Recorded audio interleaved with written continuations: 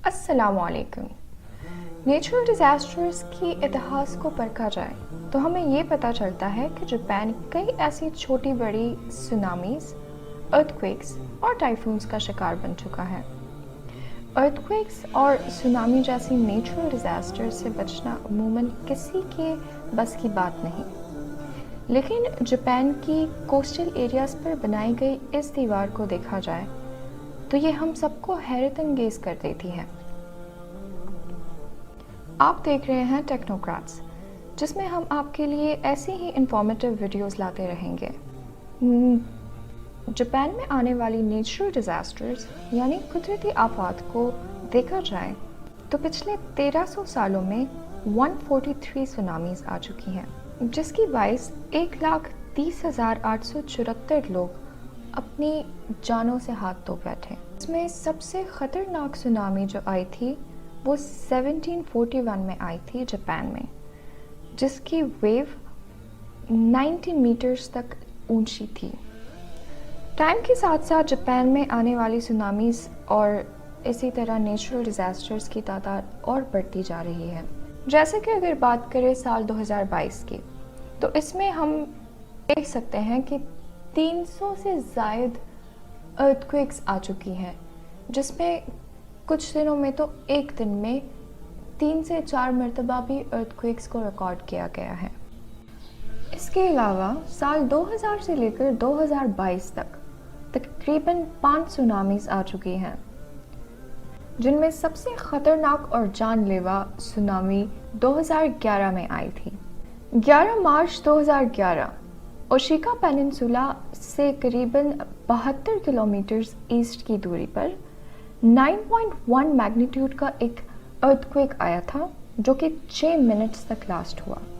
इस अर्थक्वेक ने 55 metres high wave को क्रिएट कर दिया था, जो कि 700 किलोमीटर पर आवर की स्पीड से सेंडाई शहर की तरफ बढ़ा।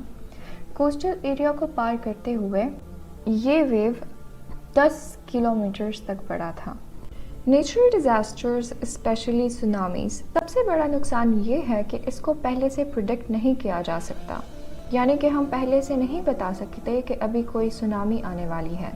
और इसी के बायस 2011 में आने वाली अर्थक्वेक / सुनामी के बारे में सिर्फ और सिर्फ 8 मिनट पहले लोगों को आगाह कर दिया गया था, जिसकी वजह से हज़ारों लोग भागने से महरूम हो गए और नतीजन 2,28,000 लोग बेघर हो गए और 15,000 लोगों की जानें चली गई। और सिर्फ इतना ही नहीं, जहाँ पे एक तरफ लोग 2011 में आने वाली सुनामी से जूझ रहे थे, वहीं पे दूसरी तरफ फुकुशिमा डायाशी न्यूक्लियर प्लांट फेल हो गया, जिसकी वजह से बहुत ही बड़ा डिज़ास्टर हुआ। और इन सब से जापान को करीबन $235 बिलियन का नुकसान उठाना पड़ा और इसको दुनिया का सबसे महंगा तरीन डिज़ास्टर कहा जाता है। अब बात करते हैं कि जापान में अमूमन इतने ज़्यादा नेचुरल डिज़ास्टर्स होते क्यों हैं।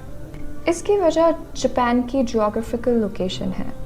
पैसिफिक ओशन का जो हिस्सा आपको स्क्रीन पे दिखाया जा रहा है, इसे रिंग ऑफ फायर कहा जाता है, क्योंकि ऑलमोस्ट 90% प्रोबेबिलिटी से यहाँ अर्थक्वेक्स, वॉल्केनिक इरप्शंस और सुनामीज़ जनरेट होते रहते हैं, क्योंकि इसके अंदर दुनिया के मोस्ट एक्टिव वोल्केनोज मौजूद हैं।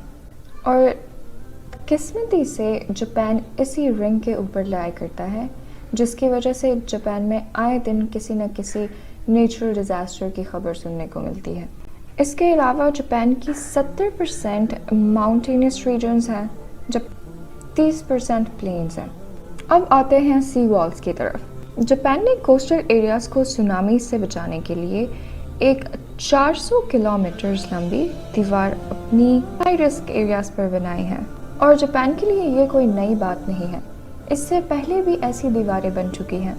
इसकी फाउंडेशन तब हुई जब 1996 और 1933 में सानरिकु के इलाके में अर्थक्वेक आया था, जिसका मैग्नीट्यूड 8.4 तक का था, और इसने सी वेव्स को बहुत ही बड़ी तादाद में जन्म दिया।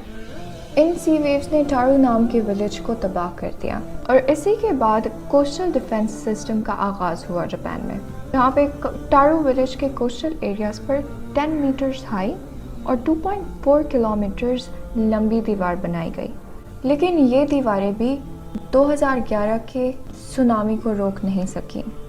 वजह ये थी कि उस टाइम पे सी वॉल्स 8 मीटर्स ऊंची थी, जबकि सुनामी की लहरें 12 से 15 मीटर्स ऊंची, और नतीजे के तौर पे इन वेव्स ने दीवार से ओवरफ्लो होना शुरू कर दिया और पूरी की पूरी सिटी को फ्लड के फॉर्म में घेर लिया। इस दीवार से कुछ हद तक फ़ायदा हुआ, लेकिन सैलाब की फॉर्म में पूरी जगह को तबाह कर दिया। और उसके बाद जापान ने अपनी सी वॉल्स के ऊपर काम करना स्टार्ट कर दिया। जापान ने 1200 करोड़ डॉलर्स खर्च करके ये सी वॉल बनाई है, जिसकी लेंथ 400 मीटर और हाइट 15 मीटर है। इस दीवार को पिछली दीवार से काफ़ी हद तक चौड़ा भी बनाया गया, ताकि लहरों की प्रेशर से दीवार टूट ना सके। और इस दीवार की बुनियाद को 25 मीटर डीप बनाया गया है। इस दीवार को बनाते हुए इंजीनियर्स ने सिमुलेटर की मदद से ऐसी लहरें बनाई ताकि वो देख सकें कि ये लहरें इस दीवार को पार कर सकती हैं या नहीं। इसके अलावा दीवार को एक कर्व्ड शेप दिया गया, ताकि जब भी कोई वेव आए तो वो उस कर्व्ड शेप से कर्व होकर दोबारा वही समंदर के अंदर दाखिल हो सके और अगले आने वाली वेव्स का प्रेशर कम हो सके। और सिर्फ इतना ही नहीं, जापान ने जहाँ पे सी वॉल्स बनाए हैं, उसके अलावा उन्होंने ब्रेक वाटर को भी इंट्रोड्यूस करवाया है। तो in case of any tsunami, अगर कोई लहर आएगी भी तो फिर ब्रेक वाटर पहले उसका प्रेशर कम करेगा और उसके बाद ये दीवार। जापान ने सुनामीज़ को 2 लेवल्स में तकसीम किया हुआ है, लेवल 1 एंड लेवल 2। लेवल 1 में वो सुनामीज़ आते हैं जो हर 50 से 60 साल के बाद आते हैं। इन सुनामीज़ की लहरों की हाइट तकरीबन 15 मीटर्स तक होती है, और इन्हीं सुनामीज़ के लिए ये वॉल बनाई गई है। इन सुनामीज़ की एग्जाम्पल 2011 में आने वाले सुनामी है, जबकि लेवल 2 की सुनामीज़ तकरीबन 1000 साल के बाद आती हैं, और इन सुनामीज़ को ये दीवारें कंट्रोल नहीं कर सकती। इन सुनामीज़ को रोकने के लिए जापान सुनामी मिटिगेशन पार्क्स का आगाज़ कर रहा है, जिनमें कोस्टल एरियाज़ में सी वॉल्स के बाद ट्रीज़ लगाई जाएंगी। ये दरख्त लहर के प्रेशर को कम करेंगे, और इन केस कोई फ्लड आ जाता है तो पानी अपने साथ समंदर में वापस जाते हुए चीज़ें ना ले सकें। इसीलिए दरख्तों को लगाया गया है, ताकि दरख्तों की शाखें उन बड़ी बड़ी चीज़ों को रोक सकें। और इसी के साथ ख़त्म होती है हमारी video. Thank you so much for watching.